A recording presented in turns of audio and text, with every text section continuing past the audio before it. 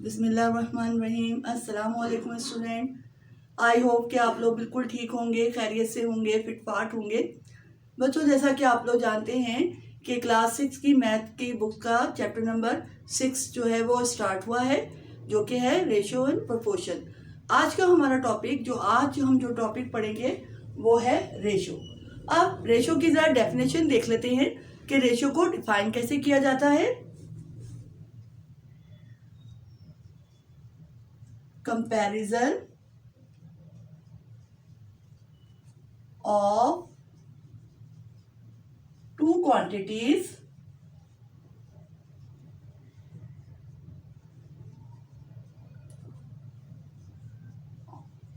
of the same kind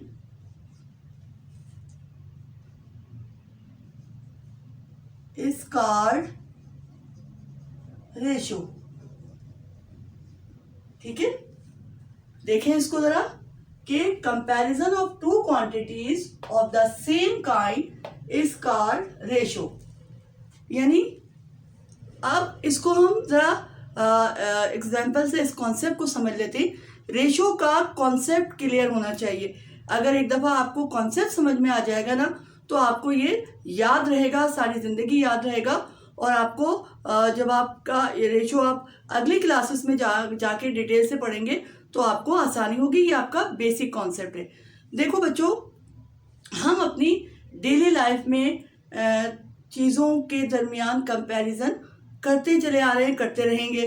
ठीक है, अगर मैं कहूँ कि मेरे पास एक बोतल है, ये मेरे पास एक बोतल है, और मैं आपसे ये कहूँ कि इसका आप कंपैरिजन कीजिए कि ये कितनी बड़ी है, कितनी छोटी है, कितनी भारी है, कितनी हल्की है।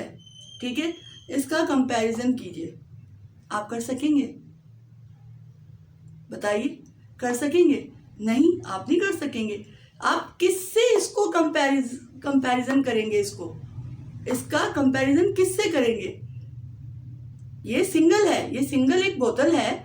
अगर मैं एक सिंगल बोतल दे दूं आपको और आपसे कहूं कि आप इसका कंपैरिजन करें कि कितनी बड़ी है, कितनी छोटी है, कितनी हल्की है, कितनी भारी है, तो आप कर सकेंगे? तो आप किसी भी सिंगल चीज़ का कंपैरिजन नहीं कर सकेंगे। ये मार्कर है, अब ये मार्कर है, मैं आपको ये मार्कर दे दूं और कहूं कि इसका कंपैरिजन कीजिए कि इसका कलर कैसा है, ये लिखता कैसे है, कितना बड़ा है, इसकी निब कैसी है। तो ये सिंगल है, तो आप इसका कंपैरिजन कर सकेंगे? नहीं कर सकेंगे। अगर मैं आपको अब एक और बोतल दे दूं, ठीक है, अब मैं कहूं कि अब आप कंपैरिजन करें, तो आप इन दोनों बोतल का आसानी से कंपैरिजन कर लेंगे कि भाई कौन सी बड़ी है, कौन सी छोटी है, कौन सी भारी है, कौन सी हल्की है। हो गया ना आसानी से कंपैरिजन? ठीक है ना? तो इससे क्या बात साबित हुई? इससे आपको क्या पता चला? इससे ये पता चला कि हमें इससे दो बातें पता चली।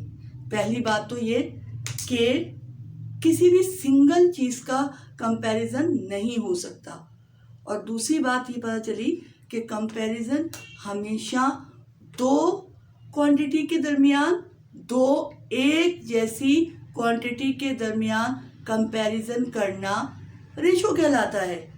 तो बेटा यही रेशो है कि एक जैसी चीज़ों के दरमियान जब हम कंपैरिजन कर रहे होते हैं तो वही रेशो होता है।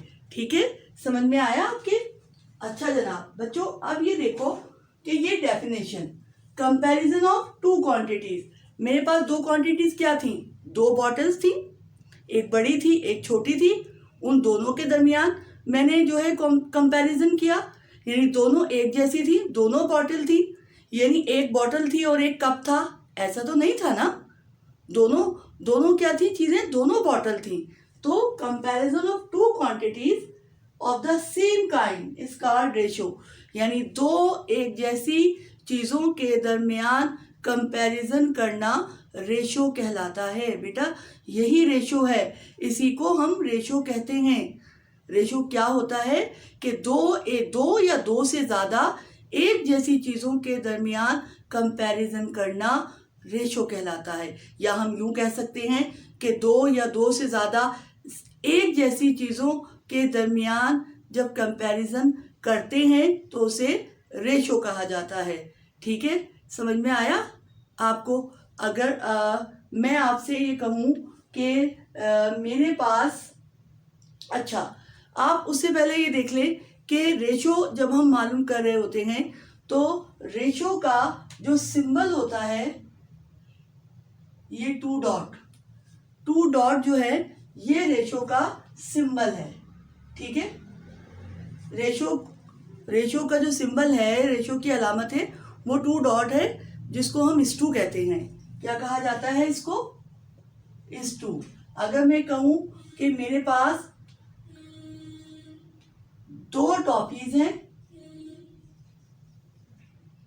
और आपके पास 4 टॉफीज हैं, ठीक है, अब मेरे पास 2 टॉफीज हैं, आपके पास 4 टॉफीज हैं, तो इन के दरमियान जो ये अलामत है, ये सिंबल है, ये कहलाता है सिंबल रेशो का। इसको हम यूं पढ़ सकते हैं, 2 toffees is to 4 toffees, 2 toffees is to 4 toffees, इसको इस टू कहा जाता है। ठीक है, रेशो का क्या मतलब है, रेशो को हम कैसे डिफाइन करते हैं कि 2 या 2 से ज्यादा एक जैसी चीजों के दरमियान कंपैरिजन करना रेशो कहलाता है। ठीक है, इतनी बात समझ में आ गई? क्लियर? ठीक है, अब रेशो का जो सिंबल है वो क्या है? टू डॉट है, जिसको हम इस टू कहते हैं। यानी हमें कितनी बातें पता चली? 2 बातें पता चली कि किसी भी सिंगल चीज का हम कंपैरिजन नहीं कर सकते। कंपैरिजन हमेशा 2 या 2 से ज्यादा एक जैसी चीजों के दरमियान किया जाता है। फॉर एग्जाम्पल, मुझे कहीं पार्टी में जाना है और मुझे भी सूट खरीदना है, मैं सूट खरीदने के लिए गई, तो मैं सूट का डिफरेंट सूट से या डिफरेंट कपड़ों से कंपैरिजन करूंगी या कपड़ों का जूतों से कंपैरिजन करूंगी? ऐसा तो नहीं हो सकता ना। अगर मैं अपनी सैंडल लेने जाऊंगी तो मैं डिफरेंट सैंडल्स के दरमियान कंपैरिजन करूंगी, सैंडल और कपड़ों का कंपैरिजन तो नहीं करूंगी ना। तो क्या हुआ कि कंपैरिजन हमेशा 2 एक जैसी चीजों के दरमियान किया जाता है और इसी को बच्चों रेशो कहते हैं। यही रेशो है। ठीक है, क्लियर? अच्छा, अब रेशो को सिंबल क्या है? ये है। अच्छा, ये याद रखिएगा कि रेशो की कोई यूनिट नहीं होती। ठीक है, रेशो की कोई यूनिट नहीं होती। रेशो का सिंबल क्या है? टू डॉट है। और क्या होता है कि इसको इस टू पढ़ते हैं। कैसे पढ़ते हैं? अगर मैं ये कहूं 5:10, यानी 5:10 या 5:10, ये ऐसे पढ़ा जाता है। ठीक है, इतनी बात समझ में आई? अच्छा बच्चों, यहां देखो,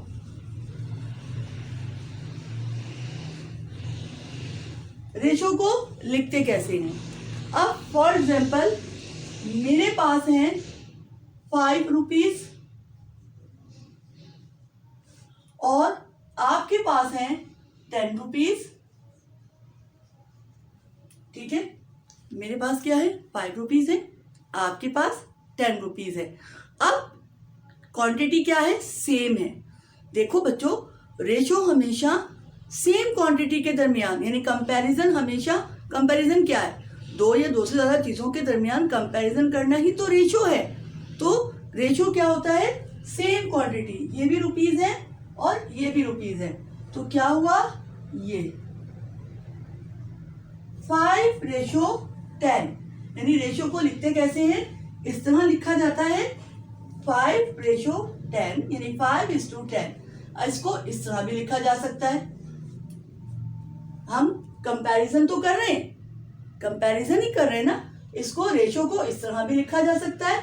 यानी अगर मैं इसको रिड्यूस करूं, 5 1 5, 5 2 10, तो ये कितना हो गया? 1/2। यानी मेरे रुपए और आपके रुपए के दरमियान जो कंपैरिजन हुआ वो क्या है? 1/2 का है। यानी मेरे पास आपसे आधे, यानी हाफ है पैसे, आधे पैसे हैं, आपके पास मुझसे डबल हैं। यही कंपैरिजन हो रहा है ना कि मेरे पास आपसे, आपके मुकाबले में आधे हैं। और आपके पास मेरे मुकाबले में क्या है, डबल है। अगर मैं आपके पैसों का अपने से कंपैरिजन करूं तो क्या होगा, 2 आया, यानी आपके पास मुझसे डबल है और मेरे पास 1/2 क्या है, हाफ। मेरे पास क्या है, आपसे आधे पैसे हैं। ठीक है, ये इसको लिखने का तरीका है, याद रखिएगा।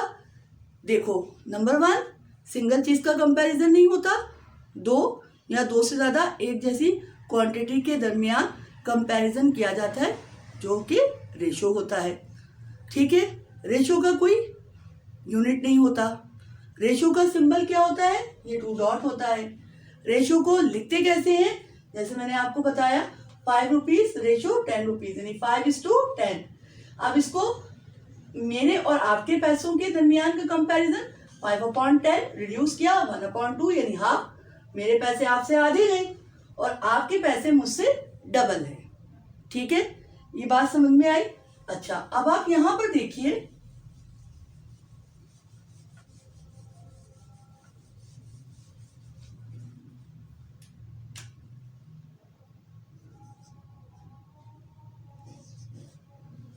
रेशो 6। रेशो के क्या होते हैं, 2 एलिमेंट होते हैं। याद रखिएगा कि रेशो के क्या होते हैं, 2 एलिमेंट होते हैं। फर्स्ट वन, यानी इसको कहा जाता है एंटीसीडेंट। ठीक है, और इसको कहा जाता है कॉन्सिक्वेंट। ठीक है, रेशो के क्या होते हैं, 2 एलिमेंट होते हैं। जो पहला एलिमेंट होता है, first one is called antecedent, और जो सेकंड वन होता है, यानी दूसरा एलिमेंट है, वो क्या कहलाता है, कॉन्सिक्वेंट। ठीक है, इसको जरा हम और अच्छे तरीके से समझ लेते हैं।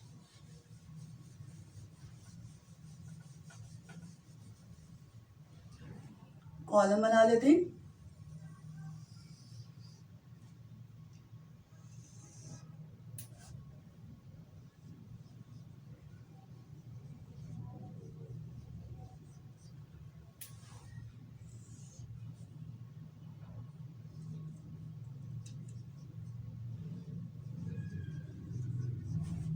और ये है रेशो।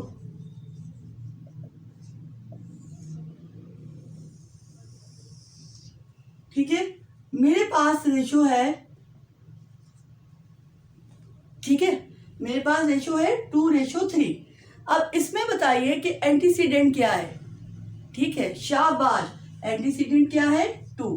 अब इसमें बताइए कि इसमें कॉन्सिक्वेंट क्या है, शाबाश, वेरी गुड, 3। अब मेरे पास रेशो है, ठीक है, 4:10, यानी 4:10। अब इसमें बताइए कि एंटीसीडेंट क्या है, वेरी गुड, 4, और कॉन्सिक्वेंट क्या है, 10। ठीक है, अब मेरे पास एक और रेशो है। ठीक है, अब इसमें मुझे बताइए कि एंटीसीडेंट क्या है, 6, और कॉन्सिक्वेंट क्या है, 2। इतनी बात समझ में आई इस टेबल से कि रेशो के 2 एलिमेंट हैं। पहला जो है वो एंटीसीडेंट कहलाता है और दूसरा क्या है, कॉन्सिक्वेंट कहलाता है। ये तो थे बच्चों आज कुछ मैंने आपको कॉन्सेप्ट क्लियर किया है रेशो का सिर्फ। अब रेशो को रिड्यूस कैसे करते हैं, रेशो को फाइंड आउट कैसे करते हैं, 2 क्वांटिटीज का रेशो कैसे रिड्यूस होता है, 2 से मोर देन 2 क्वांटिटीज का कैसे होता है, ये हम अगली क्लास में सीखेंगे। आज हमने सिर्फ रेशो का कॉन्सेप्ट को क्लियर किया है। कॉन्सेप्ट समझ में आ जाए, सब आपको समझ में आ जाएगा आसानी के साथ। तो रेशो क्या होता है, comparison of 2 quantities of the same kind is called ratio. यानी कि रेशो में क्वांटिटीज का सेम होना, क्वांटिटीज 2 से ज्यादा भी हो सकती हैं, लेकिन क्या होगा, उनका सेम होना बहुत जरूरी है। तो सेम काइंड के दरमियान जो है वो कंपैरिजन करना क्या कहलाता है, रेशो कहलाता है। अच्छा, ये बात समझ में आई आपके। एक बात और देखिए बच्चों,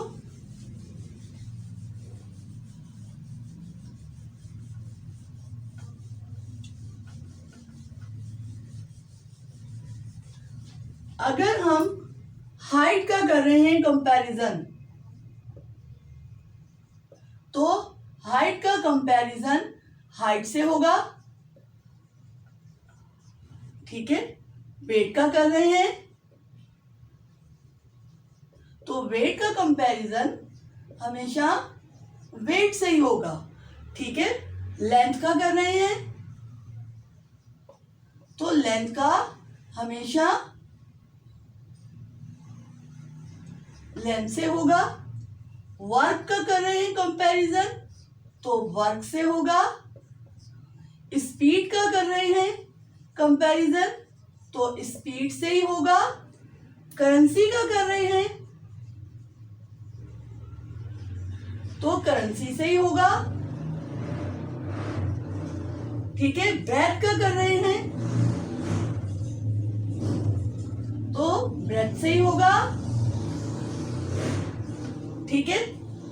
हम कलर का कर रहे हैं अगर, तो कंपैरिजन कलर से ही होगा, ठीक है। हम इन चीजों के दरमियान कंपैरिजन कर सकते हैं।